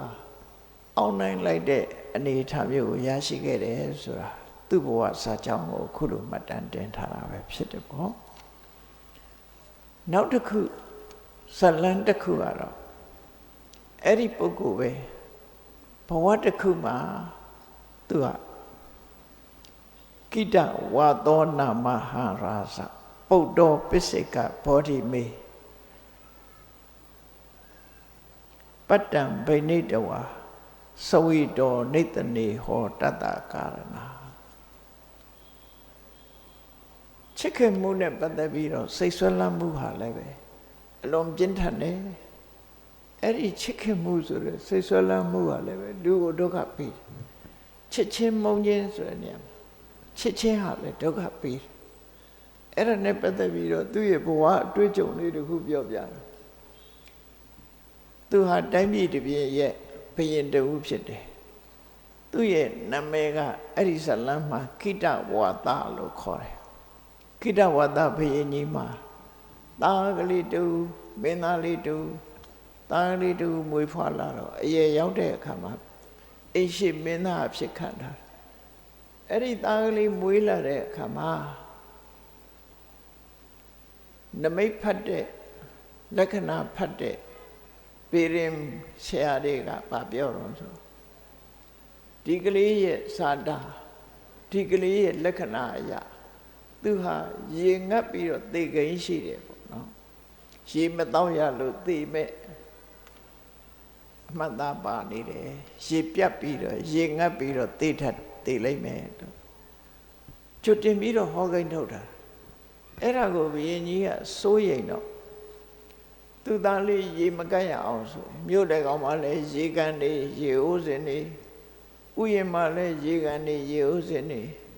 လမ်းဘေးတွေမှလည်းပဲရေကန်နေရေအိုးစင်နေတိုင်းပြည်မှာအနှံ့အပြားရေကန်ရေအိုးစင်နေလှုပ်ထားပြီးဘယ်တော့သွားသူသားနဲ့အတူသွားလေးရှိတယ်အဲ့ဒါလို့နဲ့စောင့်ရှောက်ပြီးမယ်လို့တရက်တော့ဒီမင်းသားကမြို့ပြင်ကိုထွက်သွားတယ်မြို့ပြင်ထွက်သွားတဲ့အချိန်လေးမှာသူ့အချမ်းရံပြိတ္တတွေအားလုံးအချမ်းရံနေနဲ့ထွက်သွားတဲ့အခါမှာလမ်းမြပစ္စေကဗုဒ္ဓတပါးတွေ့တော့လူတွေအားလုံးကပစ္စေကဗုဒ္ဓကိုကြည်ညိုမြတ်နိုးစွာရှ िख ိုးကြအယုသိပေးကြတယ်သူ့နားမှာတယောက်မှမရှိဘူး သူ့ကိုကြောပေးပြီးတော့ပိစိကဗုဒ္ဓကိုပဲဝိုင်းပြီးတော့ရှ िख ိုးကြအဲ့ဒီချိန်လေးမှာသူကပိစိကဗုဒ္ဓကိုရှ िख ိုးရမလားဆိုပြီးတော့ဒေါသထွက်သွားပြီးတော့ပိစိကဗုဒ္ဓဒီအနီးချင်းကပ်ပြီးတော့အရှင်ဖေဟာဆွမ်းရပါလားလို့ဆိုရပါပြီလို့ပြောတဲ့အခါပိစိကဗုဒ္ဓထဲကတပိတ်ကိုယူပြီးတော့ပေါက်ခွဲတယ်ပိစိကဗုဒ္ဓရဲ့ဆွမ်းတွေကိုခြေထောက်နဲ့နေပြီးတော့မြေကြီးပေါ်မှာအနှံ့ပြလှုပ်တယ်အဲ့ဒီခါမှာပိစိကဗုဒ္ဓကသူ့ကိုကရုဏာစိတ်နဲ့ကြည်တာဩဒုက္ခရောက်ရှာတော့မယ်ပိစိကဗုဒ္ဓရဲ့တပိတ်ကိုပေါက်ခွဲရုံမှာကအစာတွေကိုခြေနဲ့နင်းဖြစ်ပြီးတော့ဒီလိုစောကားရတွေ့တော့ပိစိကဗုဒ္ဓကသူ့ကိုကြည့်ပြီးဩတနာစရာဒုက္ခရောက်ရှာတော့မယ်လို့ကြည့်တဲ့အကြည့်ကိုသူကဘာကြည့်တာလဲသူ့ကိုမကျေနပ်ဘာမလုပ်နိုင်ဘူးသူဟာဘုရင်သားတော်ဖြစ်တယ်ပေါ့ဘုရင်သားတော်ဖြစ်တယ်သူ့ကိုဘာမှလုပ်လို့မရဘူးဆိုပြီးစောကားမော်ကလှုပ်လိုက်တဲ့အခါပိစိကဗုဒ္ဓဟာဆောမဘဝင်းဝေးရပဲနဲ့ကောင်းကင်ကိုပြန်ပြီးတော့ကြွသွားတယ်ပိစိကဗုဒ္ဓလည်းကြွသွားရောသူခန္ဓာကိုယ်မှာသူလုံးလိုက်တဲ့အကုသိုလ်စောကားလိုက်တဲ့အကုသိုလ်ကချက်ချင်းအကျိုးပေးတော့ခန္ဓာကိုယ်မှာမီးလောင်တယ်လို့ပဲချက်ချင်းပူလာကြီးလောင်လာကြီးလို့ဖြစ်လာတယ်နော်ပူလာကြီးလောင်လာကြီးဖြစ်တဲ့အခါကျတော့ရေပေးကြလို့ဆိုအခါကြည့်လိုက်တဲ့အခါမြစ်ချောင်းအိမ်ဘယ်နေရာမှရေရှာလို့မရဘူးရေကန်တွေကလည်းအကုန်ခန်းလူတွေရှိတဲ့ထဲရေတွေအကုန်လုံးပြတ်ထွက်သွားတယ်သူစီရေလုံးဝမရောက်နိုင်တော့အဲ့ဒါနဲ့သူကရေငတ်ပြီးတော့သေဆုံးပြီးပေရင်ဆရာတွေဟောထားတဲ့အတိုင်းရေငတ်လို့သေဆုံးမြေမြူပြီးနောက်ဆုံးဝိဇင်ငရဲရောက်သွားတယ်ပိစိကဗုဒ္ဓကိုပြစ်မှားတဲ့အကုသိုလ်ကချက်ချင်းကျုပ်ပေးလိုက်တယ်ဒီသတင်းကိုကိတဝါဒဘုရင်ကြီးကကြားတဲ့အခါမှာသားပေါ်မှာချစ်တဲ့စိတ်ကအလွန်ပြင်းထန်သည့်အတွက်ကြောင့်တောကတွေဖြစ်တယ်လူဆိုတာတောကဆိုတာစိုးရင်စိတ်ပူလောင်စိတ်ရှင်နေနှလုံးထဲမှာမခံနိုင်တော့အောင်ပူလောင်တဲ့စိတ်တွေတောကဆိုဖြစ်တယ်အဲ့ဒီတောကဟာဘာကြောင့်ဖြစ်တာလဲဘုရင်ကြီးကစဉ်းစားတော့အယံတောကောပိယဝတ္ထုတော်ဥပ္ပစီချစ်ခင်ခြင်းဆိုတဲ့အယံဝတ္ထုကနေပြီးတော့ချစ်သူခင်သူကိုအကြောင်းပြုပြီးတော့ဒီတောကဆိုဖြစ်တယ်မှန်တယ်ကိုယ်နဲ့မသိတဲ့လူတစ်ခုဖြစ်နေဘာမှဖြစ်ဘူးကိုယ်နဲ့ယဉ်နှီးတဲ့ခင်မင်းနဲ့ဆိုရင်လူတွေဟာတောကဖြစ်ကြတာနောက်ဆုံးမှကိုယ့်ခင်ဆုံးဆိုကိုယ့်တစ်ခုဖြစ်မယ်ဆိုတောကဖြစ်တယ်ပစ္စည်းဥစ္စာနဲ့ပတ်သက်ပြီးတော့လဲကိုယ်ပိုင်ဆိုင်တဲ့ပစ္စည်းနဲ့ပတ်သက်ပြီးတောကဖြစ်တယ်ကိုယ်မဆိုင်တဲ့ပစ္စည်းဘလောက်တန်ကြီးရှိတောကမဖြစ်ဘူးလူတွေထဲမှာလည်းပဲကိုယ်မသိတဲ့လူသိဆုံးတဲ့သတင်းကြားလဲဘာမှမဖြစ်ဘူးကိုယ်နဲ့ယဉ်နှီးတဲ့ပုဂ္ဂိုလ်ဆိုရင်တောကဖြစ်လာယဉ်နှီးလေးတောကဖြစ်လေးပူရင်လေးပူတောကဖြစ်လေဒီလိုဖြစ်တာနော်ကိုမိသားစုတွေကဆိုမပြောနဲ့တော့အကြီးကျယ်တောကဖြစ်တာအဲ့တော့ပိယတော်ဇာယတိတောကောဆိုချစ်ခင်မှုဆိုတဲ့တဏှာကြောင့်တောကဆိုတာဖြစ်တာဘုရင်ကြီးကအလေးနဲ့စဉ်းစားပြီးအကယ်၍ငါသားအပေါ်မှာချစ်ခင်စိတ်မရှိဘူးဆိုလို့ရှိရင်တောကလည်းဖြစ်မှာမဟုတ်ဘူးဒါကြောင့်မို့ဒီနေ့ကစပြီးတော့သက်ရှိသက်မဲ့ဘယ်အရာပဲဖြစ်ဖြစ်ချစ်ခင်ခြင်းတွေ့တာခြင်းမရှိတာကောင်းတယ်ဘယ်တော့မှမရှိစေရဘူးလို့သူစိတ်ကိုဒိဋ္ဌံပြီးဆုံးဖြတ်ချက်ချဒီနေ့ကနေစပြီးသူ့ပေါ်မှာချစ်ချင်းဆိုတဲ့ဆွလတ်မှုသူ့မှာမရှိစေရဘူးလို့ဆိုပြီးတော့စိတ်ထဲမှာအဓိဋ္ဌံဆုံးဖြတ်လိုက်တာအဲ့ဒါကနေပြီးဘဝတွေဆက်တွေမှာသူဟာတောကဒီချစ်မှုဆိုတာသူ့မှာချစ်ချင်းဆိုတဲ့စိတ်ဆွလတ်မှုသူကင်းသွားတယ်အဲ့တော့ချစ်ချင်းဆိုတဲ့စိတ်ဆွလတ်မှုကင်းသွားတာနဲ့တပြိုင်နက်တောကဆိုတာလည်းပျောက်သွားတာပဲဒါသဘာဝပဲ no where there is attachment there is worry ဆိုတာရှိ attachment ရှိတဲ့နေရာမှာ worry ဆိုတာလာတယ်နော် worry ဆိုတာလာတယ်ဒါကြောင့်မို့ချစ်ခင်မှုမရှိတဲ့အရာမှာတောကဖြစ်တယ်ဆိုတော့လောကမှာဖြစ်ဘူးတဲ့ဒါကြောင့်တောကကိုဖယ်ရှားခြင်းလို့ရှိရင်ချစ်ခင်မှုတွေ့တာမှုကိုဖယ်ရှားမှသာဖြစ်တယ်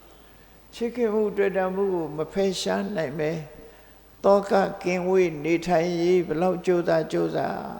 တောကဘယ်တော့မှကင်းမှာမဟုတ်ဘူးနော်ချစ်ခင်မှုဆိုတဲ့အရာဒီတောကကိုမွေးထုတ်တတ်တဲ့အရာဖြစ်တယ်လို့ဒီလိုမှတ်သားရမှာဖြစ်နောက်တောကဟာဒုက္ခပေးတယ်လို့ပဲတောကကိုဖြစ်စေတတ်တဲ့ချစ်မှုဟာချစ်ခင်မှုဟာစိတ်ဆွဲလန်းမှုတစ်ခုဖြစ်တယ်အဲ့ဒီစိတ်ဆွဲလန်းမှုကိုလေဒီဝိပဿနာတရားကျင့်ကြံကြိုးကိုအထောက်ချင်းဖြင့်သာလဲချစ်ခင်မှုဆိုတဲ့တဏှာကိုဖယ်ရှားနိုင်မှာဖြစ်တယ်ပေါ့နောက်ဆုံးမှာယဟန္တာဖြစ်တဲ့အခါမှာချစ်ချင်းဆိုတဲ့တဏှာကိုဆုံးသက်ဖယ်ရှားနိုင်မှာဖြစ်တယ်သို့တော့ယောနိသောမနတိကာရဆိုတဲ့မကနဲ့ဆင်ញင်သုံးသပ်မှုအသိဉာဏ်ဖြင့်ကိုယ့်ရဲ့တဏ္ဍမှာဖြစ်ပေါ်နေတဲ့ချစ်ခင်ဆွဲလန်းစိတ်တွေကိုလျှော့ချနိုင်တဲ့အနေအထားရှိပါတယ်လျှော့ချနိုင်အောင်ကြိုးစားအောင်ပါလေ့ကျင့်ကြရမှာပဲဖြစ်တယ်အကယ်၍မလေ့ကျင့်မှုဆိုလို့ရှိရင်ချစ်ခင်မှုဆိုတဲ့စိတ်ဆွဲလန်းမှုသည်ကိုယ်တောကဆိုတာကိုဖြစ်စေမှာပဲဖြစ်တယ်တောကကင်းဝေးတောကကင်းရှင်းရှင်းနဲ့စိတ်ချမ်းသာကိုယ်ချမ်းသာနေထိုင်ခြင်းနဲ့ဆိုရင်ကိုတောင်မချစ်မိအောင်စဉ်းစားဖို့လိုအပ်မှာဖြစ်တယ်ပေါ့သူတို့ဘာကိုမပြောနဲ့ပစ္စည်းဥစ္စာကိုမပြောနဲ့ကိုတောင်မချစ်မိအောင်ကြိုးစားနေဖို့ဖြစ်တယ်ဆိုတာဒါသက်သေပြထားတာပဲဖြစ်တယ်နောက်တစ်ခါမုန်းစိတ်ဆိုတာမုန်းတာလည်းဆွဲလန်းမှုတစ်ခုပဲလူတွေဟာတယောက်နဲ့တယောက်မုန်းတဲ့စိတ်တွေဟာဆွဲလန်းတယ်အမုန်းတရားဟာတဘောအတဲ့မကဘူးဘောဟာပေါင်းများစွာမုန်းတတ်တယ်ကြုံတွေ့ခြင်းကြုံတွေ့ဘူးရလိမ့်မယ်လောကလူတွေဟာတခါမှမတွေ့ဘူးတဲ့လူပဲဖြစ်စေကိုယ်နဲ့လည်းမသိဘူးသို့တော့မြင်ချင်းအဲ့ဒီပုဂ္ဂိုလ်ကိုမုန်းတဲ့စိတ်ပေါ်တာမျိုးတွေဖြစ်တတ်တယ်နော်မုန်းတဲ့စိတ်ကပေါ်တတ်တယ်မြင်နာနဲ့ပဲမျက်စိထဲမှာအချိုးမပြေဘူးဆိုတာလေးရှိတယ်ပေါ့မြင်နာနဲ့ပဲခင်မင်သွားတဲ့ပုဂ္ဂိုလ်လည်းရှိတယ်မြင်ယုံနဲ့ပဲမုန်းသွားတဲ့ပုဂ္ဂိုလ်လည်းရှိတယ်အဲ့ဒါတွေဟာအခြေခံအကြောင်းတရားတွေရှိနေလို့ပဲဖြစ်တယ်ဒါဖြင့်ဒီမုန်းစိတ်ဆိုတဲ့ဒေါသကိုဘာနဲ့ဖယ်ရှားရမလဲလောကမှာမြတ်စွာဘုရားကတော့မေတ္တာဘာဝိတ္တဘာဒေါသတဘာဟာနာယဒေါသတဘာဟာနာယမုန်းတိတတ်တဲ့ဒေါသကိုဖယ်ရှားဖို့ရာအတွက်မေတ္တာအကျိုးစီးပွားကိုလိုလားတဲ့မေတ္တာစိတ်ကိုဘာဝိတ္တဘာဖြစ်ပွားစေရမယ်လို့သူဟောအဲ့တော့ဒီကနေ့ခေတ်မှာလည်းပဲဒီမေတ္တာဆိုတဲ့သဘောတရားကိုအမှန်ကန်သိရှိနားလည်ဖို့လိုတယ်မေတ္တာပို့တယ်ဆိုတာ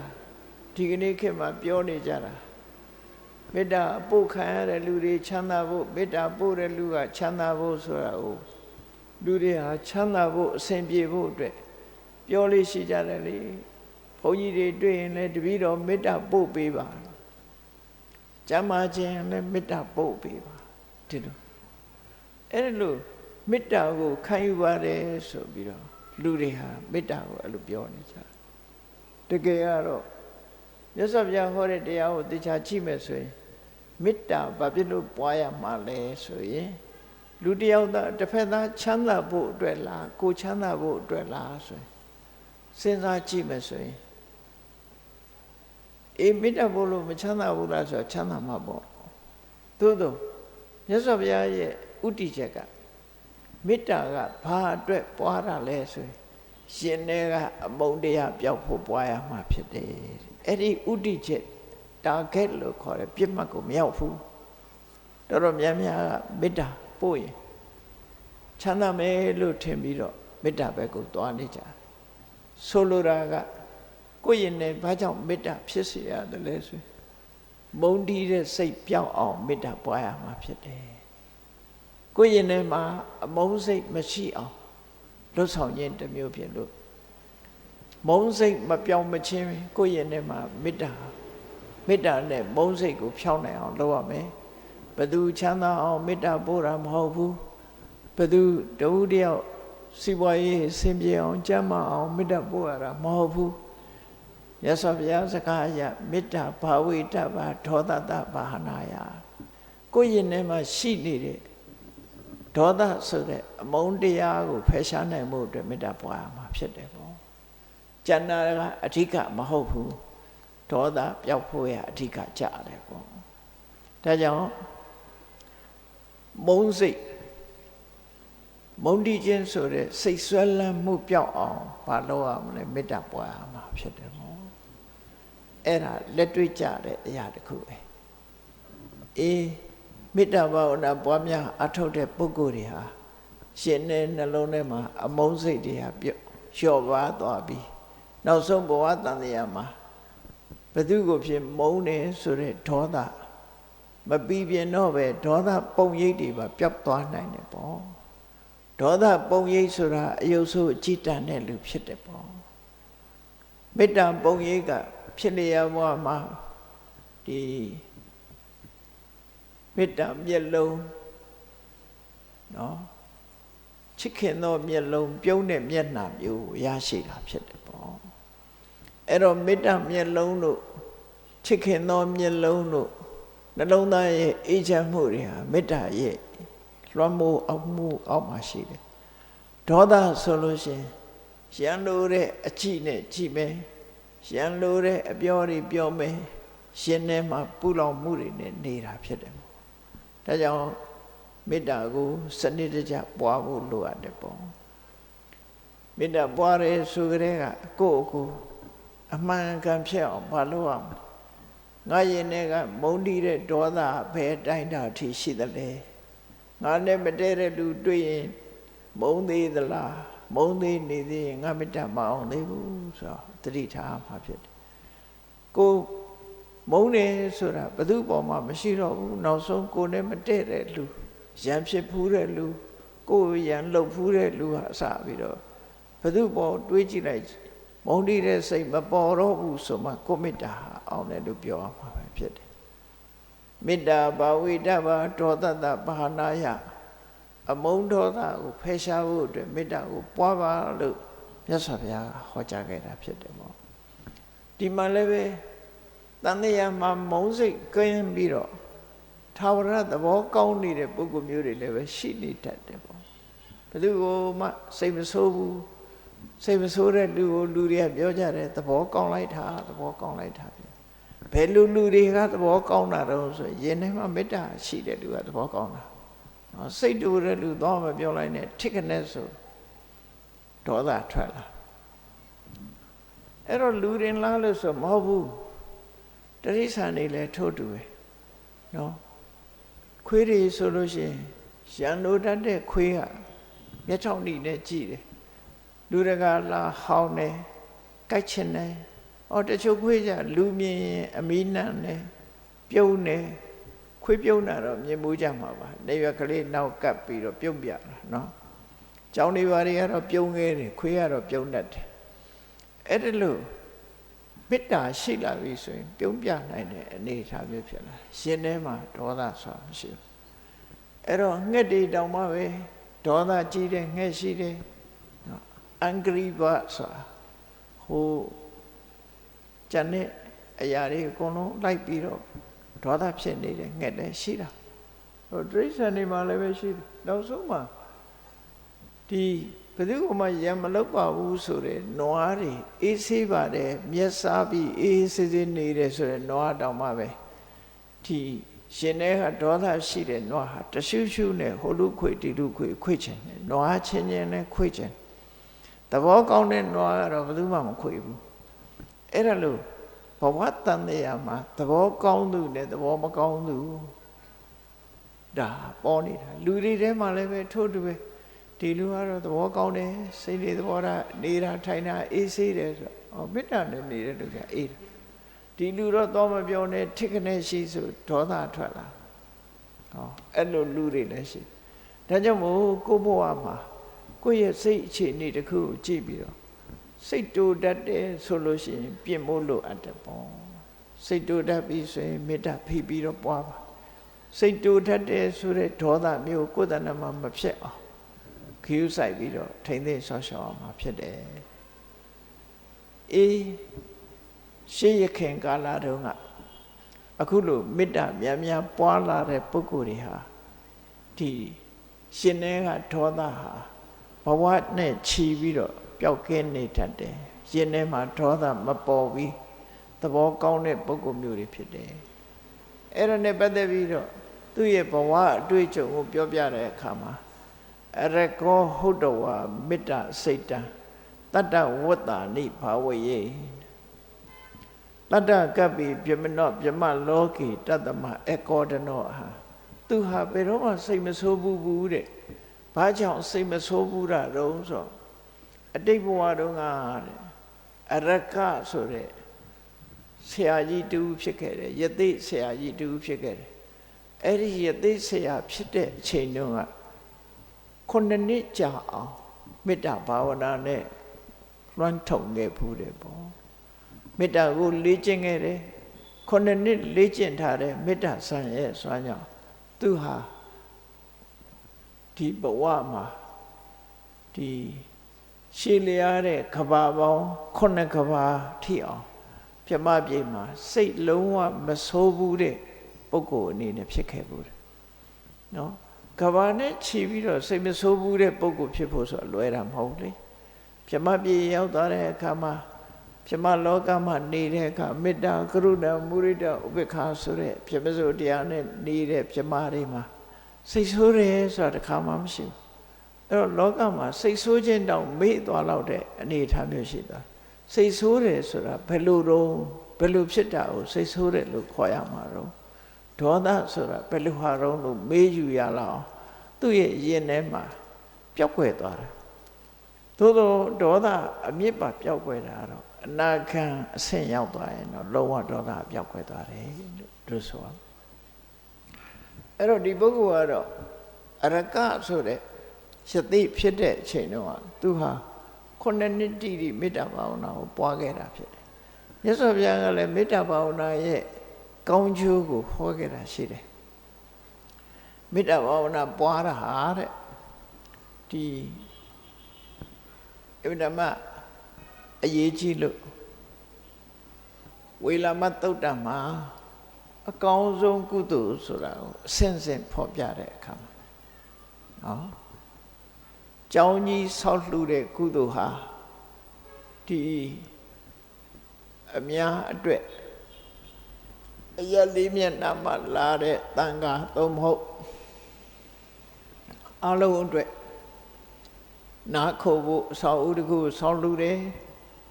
ဒါနထဲမှာတော့ပစ္စည်းလှူတဲ့ဒါနထဲမှာတော့အကောင်းဆုံးပဲဒါဖြင့်ဒီတဲ့ကောင်းတဲ့ကုသိုလ်ရှိလားဆိုရှိသေးတယ်ဒီတဲ့ကောင်းတဲ့ကုသိုလ်ကကိုယ်ဘဝကိုဖရာတရားတန်ခါယရဏသုံးပါးကိုအနှံတဲ့တရဏဂုံကုသိုလ်ဟာကျောင်းဆောက်လှူတဲ့ကုသိုလ်တွေမြတ်တယ်လို့သူဟောတယ်ဒါဖြင့်အဲ့ဒီတဲ့မြတ်တဲ့ကုသိုလ်ရှိသေးလားရှိသေးတယ်5 ပါးသီလထပ်ပိုးပြီးတော့စောင့်လိုက်လို့ရှိရင်တရဏဂုံသာစောင့်တည်တဲ့ကုသိုလ်တဲ့5 ပါးသီလပါလိုက်မယ်ဆိုပိုမြတ်ပါတယ်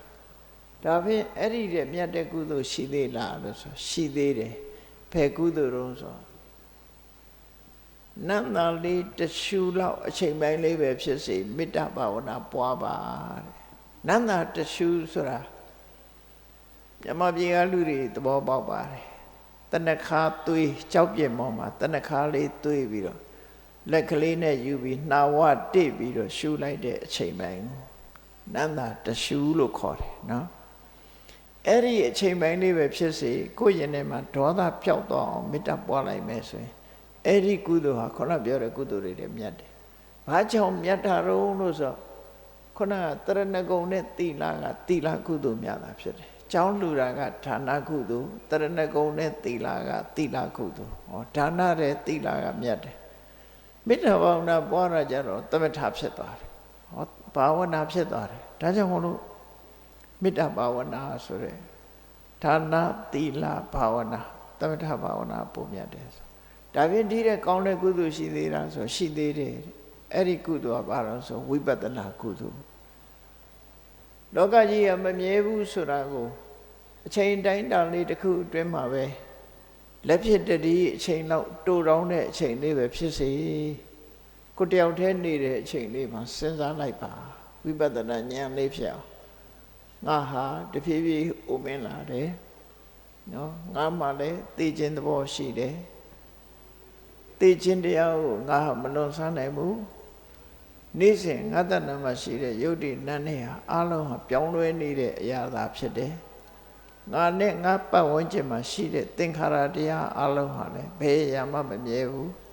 အလုံးပြောင်းလဲပြီးနောက်ဆုံးပျက်စီးရမှာဖြစ်တယ်ဆိုတဲ့ဒီအမြင်ကလေးကိုယ်တဏ္ဍမှာရအောင်ဖြစ်အောင်ဒီအသိဉာဏ်လေးဖြစ်အောင်ကြိုးစားလိုက်ပါကြိုးစားလိုက်လို့အဲ့ဒီအသိဉာဏ်ရပြီဆိုရင်တော့ကုသိုလ်တွေမှာတော့အကောင်းဆုံးလုပ်လို့ရတဲ့ကုသိုလ်တွေမှာအကောင်းဆုံးလို့ပြောကျန်တဲ့ရန္တမဲ့ကုသိုလ်ဆိုတာလုပ်လို့ရတာမဟုတ်ဘူးဝိပဿနာကုသိုလ်ကလုပ်လို့ရဒါဖြင့်ဘာကြောင့်ကောင်းတယ်လို့ပြောတော့ဆိုရင်မမြဲတဲ့သဘာဝတရားကိုဆင်ញင်စဉ်းစားလိုက်တာနဲ့တပြိုင်နက်တွေ့တာမှုမှန်သမျှကိုလျှော့ချနိုင်သွားတယ်။အိုးငါတွဲနေလို့လူချင်းတွဲရင်လေတနေ့ကျတော့ခွဲရမှာပစ္စည်းဥစ္စာတွဲရင်လေသင်္ခါရဆိုတာဘယ်မှမမြဲဘူးဆိုတဲ့အတွေးနဲ့ဆွလန်းမှုတွေတွေ့တာမှုတွေကိုလျှော့ချတယ်ဆွလန်းမှုတွေ့တာမှုတွေကိုလျှော့ချနိုင်လို့ရှိရင်ရင်ထဲကတောကလည်းရောကျသွားမှာပဲဖြစ်တယ်ဒါကြောင့်ဝိပဿနာကုသိုလ်ကပုံမြတ်တယ်နိဗ္ဗာန်ဆိုတဲ့အငြိမ့်ထက်နဲ့အလွန်နီးသွားလို့မဲ့ကုသိုလ်ကိုရနိုင်တဲ့လမ်းကြောင်းဖြစ်လို့ဝိပဿနာကုသိုလ်ဒီအကောင်းဆုံးကုသိုလ်လို့ဒီလိုဝေလမသုတ္တမှာဟောတာဖြစ်တယ်ပေါ့ဒါကြောင့်ဒီနောက်ဆုံးမှာတော့ဝိပဿနာကုသိုလ်နဲ့ပဲအနှစ်ချုပ်ကြမှာဖြစ်တယ်စိတ်ဆွဲလန်းမှုကိုအောင်နိုင်သူဆိုတာဟာ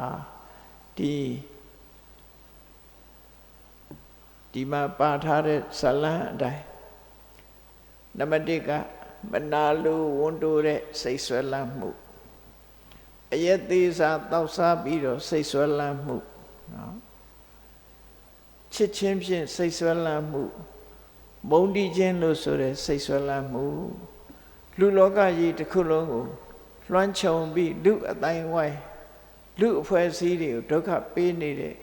ဒီစိတ်ဆွဲလန်းမှုတွေကိုအောင်နိုင်အောင်ကြိုးစားကြရမှာဖြစ်တယ်ဒါမြတ်ဗုဒ္ဓရဲ့ဆုံးမပဲဖြစ်တယ်ဒါကြောင့်တရားချစ်ခင်သူတော်စင်ပြိဿအပေါင်းတို့စိတ်ဆွဲလန်းမှုကိုအောင်နိုင်သူဖြစ်ဖို့ရာအတွက်ဘုန်းကြီးတို့တွေဟာအလေးနဲ့ထားပြီးတော့ဆင်ញင်စဉ်းစားတဲ့အသိဉာဏ်ဆိုတာရှိဖို့လိုတယ်အမှန်တရားကိုတွေးရှိဖို့အတွက်တတိဆိုတာရှိဖို့လိုတယ်တတိနဲ့တမ္ပစဉ္ညာတတိနဲ့ပညာနော်တမ္ပစဉ္ညာဆိုတာလည်းပညာပဲတတိနဲ့ပညာဒီနှစ်ခုကိုယ်တဏ္ဍာမှာအမြဲတမ်းဖြစ်စေပြီးတော့တတိဖြင့်အာယုံစူးစိုက်ပြီးတော့တမ္ပစဉ္ညာဖြင့်လှုပ်တဲ့လှုပ်ထိုက်တာတွေကိုလှုပ်ဖို့ဒီနှစ်ခုထဲမှာမြတ်စွာဘုရားကအရေးကြီးတဲ့တစ်ခုဟာအပမာဒခေါ်တဲ့တတိတရားပဲဖြစ်တယ်အပမာဒတစ်ခုတည်းနဲ့ပြီးတာလားတော့မဟုတ်ဘူးအပမာဒသည်အစဖြစ်တယ်အရေးကြီးဆုံးကတော့သာသနာတော်မှာလုပ်ငန်းတစ်ခုကိုပြီးစီးစေနိုင်တာကပညာသာဖြစ်တယ်ပေါ့နော်ပညာဟာအထွတ်ထိပ်ဖြစ်တယ်ဒါကြောင့်ပညာဆိုတာတတိဖြစ်မှပညာဖြစ်တယ်တတိမရှိရင်ပညာမဖြစ်ဘူးဒါမို့အပမာဒဆိုတဲ့တတိတရားသည်ပညာကိုဖော်ထုတ်ပေးနိုင်မှဖြစ်သောကြောင့်တတိနဲ့ပညာဤနှစ်ဖြာကိုအသုံးချပြီးတော့တို့တွေကိုယ့်ကိုဆုံးမကြရမှာဖြစ်တယ်လို့ကိုယ်စီမှတ်သားပြီးတတိပညာစွမ်းအားဖြင့်စိတ်ဆွဲလန်းမှုကိုနိုင်အောင်ဒီကျင့်ဆောင်ကြိုးကုပ်အားထုတ်နိုင်ကြပါစေကုန်သတည်း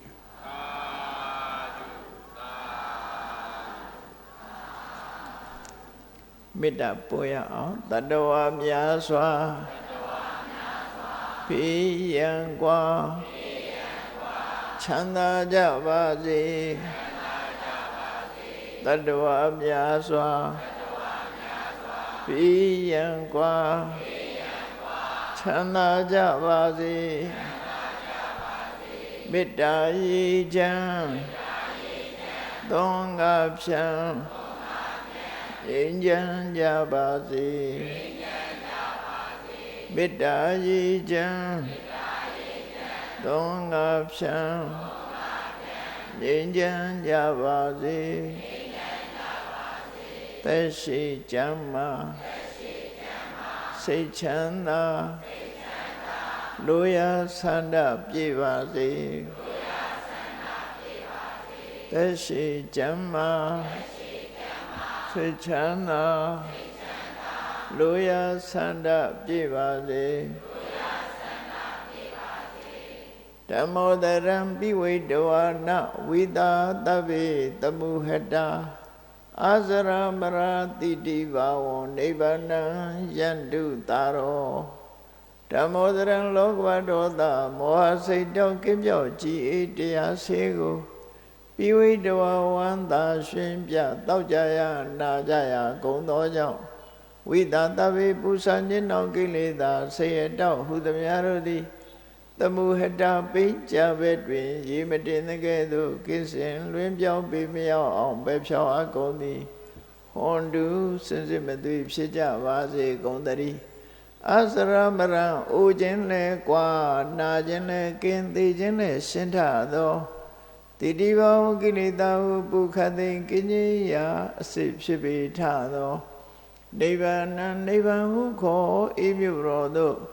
သာရောတရားချစ်ခင်စိတ်ကောင်းဝိညာသူတော်ရှင်များတို့သည်ယန္တုပါရမီအစဉ်စဉ်မြင့်နေမြင့်၍မလင့်ပုံသေးဆက်ရောက်တော်မူကြပါစေကုန်သတည်း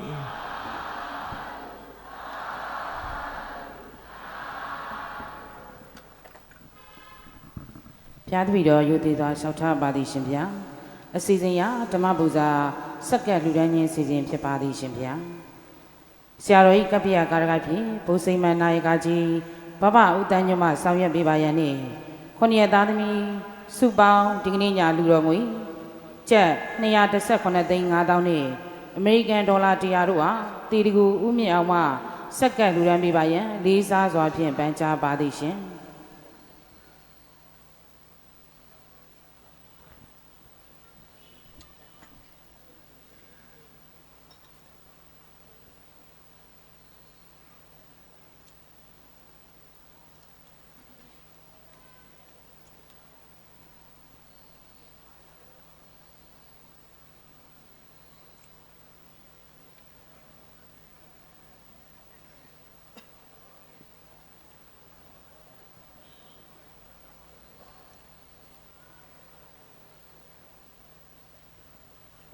သာ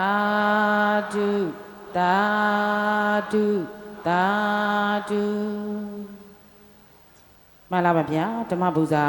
စက္ကန့်လှူဒန်းမှုများပြီးဆုံးမည်ဖြစ်ပါ၍ဓမ္မသမီးလှူဒန်းပြုလုပ်ကြပါသောကောင်းမှုကုသိုလ်ဖို့စုတို့အားမြတ်တဝါများထပ်တူညီမြရကြစေ၍အမြတ်တမ်းပေးဝေတာရုအနုမောဒနာခေါ်ဆိုနိုင်ရန်အတွက်ဆရာတော်ဘုရားမှာချီးမြှောက်ပေးတော်မူပါယံဘုရားတပည့်တော်ယုသေးစွာလျှောက်ထားပါသည်ရှင်ဗျာအလုံးဆိုကြမယ်ကဲရှင်ဖယားဘုရားတပည့်တော်တို့သည်ဓမ္မအတိညာရရှိမှသာလျှင်နိဗ္ဗာန်ချမ်းသာကို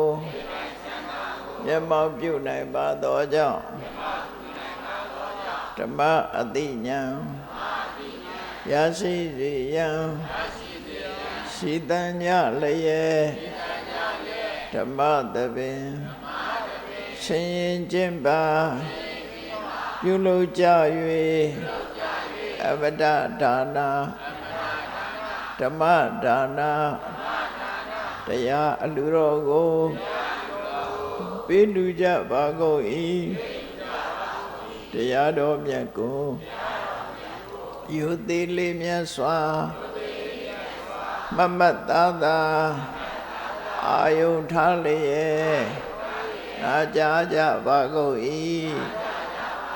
တရားတော်မြတ်ကိုတတ္တဗဝတ္ထု စုစုတို့ဖြင့်ပူဇော်ကြပါကုန်၏ယနေ့ယခုအထုပ်ပြုလုပ်ကြရသောတရားဟောရခြင်းဓမ္မဒေသနာတရားနာရခြင်းဓမ္မသဝနာတရားတော်ကိုပေးလူရခြင်းဓမ္မဒါနာတရားတော်ကိုပူဇော်ရခြင်းဓမ္မပူဇာကုသိုလ်စေရနာအဖြာဖြာတို့သည်ဒုက္ခခတ်သိချုပ်ငြိမ်းရမှန်ယနိဗ္ဗာန်ဤအကြောင်းထောက်ပံ့ဖြစ်ပါစေသာအရှင်ဘုရားဤကောင်းမှု၏အဖို့ဘာကကိုအမိအဖအဖိုးအဖွာဆရာသမားမှစ၍ကဘာသူကဘာသာလူနတ်မြမတတ္တဝါများတို့အားအမြအမြဝေငှပါကုန်၏ကုသိုလ်အမြကိုယ်စီရကြကုန်သည်ဖြစ်၍ကိုယ်စိတ်နှပြချမ်းသာကြသည်ဖြစ်ကြပါစေကုန်သတည်းကြကြ